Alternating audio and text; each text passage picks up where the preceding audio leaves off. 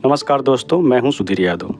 दिवाली के उत्सव के साथ साथ बिहार में राजनीतिक उत्सव भी मनाया जा रहा है। बिहार का राजनीतिक चुनाव एक ऐतिहासिक चुनाव में बदलता जा रहा है। ऐसा एक्सपर्ट मानते हैं कि बिहार के राजनीति में जो परिणाम आएगा वो भारत के फ्यूचर के लिए बहुत ही महत्वपूर्ण है, क्योंकि बिहार के चुनाव के बाद जिसकी सरकार बनेगी वो देश की राजनीति में एक बहुत ही महत्वपूर्ण योगदान देगा।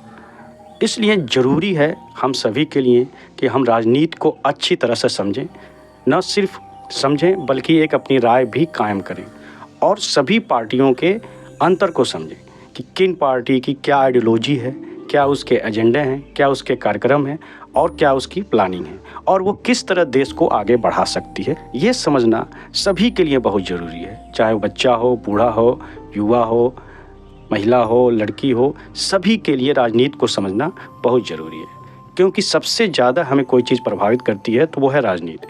राजनेताओं द्वारा लिए गए निर्णय हम पे लागू होते हैं, देश में लागू होते हैं और जिससे हमारा भविष्य तय होता है। इसलिए राजनीति को समझना सबसे ज़रूरी है हम सभी के लिए। न सिर्फ हम राजनीति में इंटरेस्ट लें, राजनीतिक बातों में इंटरेस्ट लें, बल्कि उन बातों की आपस में चर्चा करें और लोगों से भी चर्चा करें, उन्हें समझाएं, उन्हें बताएं कि कौन सी पार्टी, कौन सा नेता सही है, कौन सा देश के लिए और हमारे लिए सही है।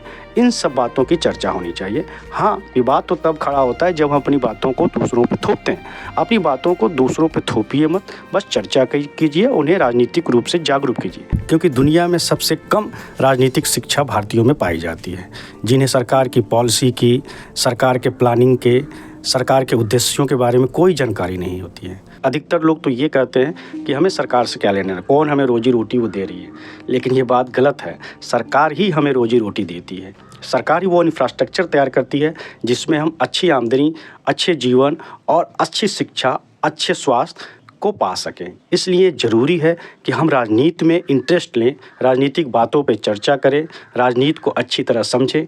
मुझे एक विद्वान की एक बात याद आती है, एक कविता याद आती है कि एक राजा ने कहा रात है, रानी ने भी कहा रात है, दरबारियों ने भी कहा रात है, लेकिन यह सुबह सुबह की बात है। तो कहीं ऐसा ना हो जाए कि ऐसी ही हमारी हालत हो जाए, जो राजा, जो शासक या प्रधानमंत्री, राष्ट्रपति जो कहे हम उन्हीं बातों को दोहराएं, अपने विवेक का प्रयोग न करें, अपने हितों की बातें न करें, क्योंकि किसी भी देश का विकास हम जानते हैं तभी हो सकता है जब उस देश के सभी नागरिक एक होकर काम करें, जाति पात धर्म को भुलाकर समानता और बंधुत्व के साथ देश के विकास में अपना योगदान, तभी देश का सर्वांगीण विकास हो सकता है, अन्यथा उस देश का विनाश निश्चित है।